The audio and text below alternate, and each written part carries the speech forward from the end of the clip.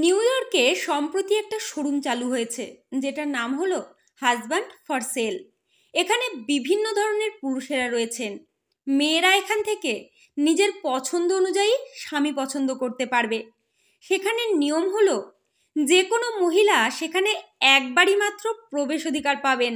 এখানে 6টি ফ্লোর আছে এবং মহিলারা যে কোনো ফ্লোর থেকে নিজের স্বামী নির্বাচন করতে পারবেন। তবে দ্বিতীয় ফ্লোর অতিক্রম করে তৃতীয় ফ্লোরে গিয়ে যদি স্বামী পছন্দ না হয়, তাহলে ওই মহিলা তার উপরের ফ্লোরে যেতে পারবেন। কিন্তু যে ফ্লোর তিনি ইতিমধ্যে অতিক্রম করে চলে গেছেন, সেখান থেকে আর স্বামী নির্বাচন করতে পারবেন না। অর্থাৎ উপরের ফ্লোরে স্বামী পছন্দ না হলে পুনরায় নিচের ফ্লোরে এসে স্বামী পছন্দ করা যাবে না। এক মহিলা নিজের জন্য স্বামী পছন্দ করতে গিয়ে দেখলেন প্রথম ফ্লোরে লেখা আছে এখানে পুরুষেরা চাকুরিজীবী ও তারা ঈশ্বরে বিশ্বাসী। মহিলাটি তারপর দ্বিতীয় ফ্লোরে গেলেন।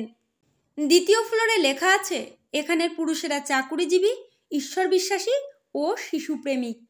মহিলাটি ধীরে ধীরে তৃতীয় ফ্লোরের দিকে অগ্রসর হলেন। তৃতীয় ফ্লোরে লেখা আছে এখানের পুরুষেরা চাকুরিজীবী, ঈশ্বর বিশ্বাসী, শিশুপ্রেমিক ও খুব রূপবান। মহিলাটি আরেকটু ভালো স্বামী নির্বাচনের আশায় চতুর্থ ফ্লোরে গেলেন। সেখানে লেখা রয়েছে এখানের পুরুষেরা চাকুরিজীবী, ঈশ্বর বিশ্বাসী, শিশুপ্রেমিক, রূপবান এবং তারা স্ত্রীকে গৃহকর্মে সাহায্য করতেও আগ্রহী। যতই উপরের দিকে যাচ্ছেন গুণধর স্বামীদের সন্ধান মিলছে দেখে উচ্ছ্বসিত হয়ে মহিলা পঞ্চম ফ্লোরের দিকে পা বাড়ালেন।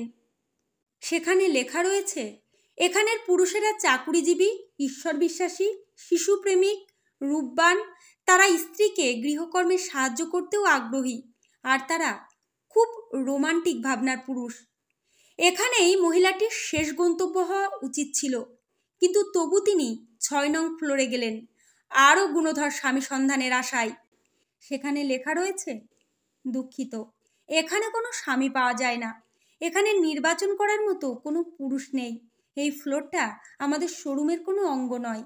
এই ফ্লোরটা রাখা হয়েছে মেয়েদের সন্তুষ্ট করাটা কত বড় একটা অসম্ভব ব্যাপার সেটা প্রমাণ করার জন্য।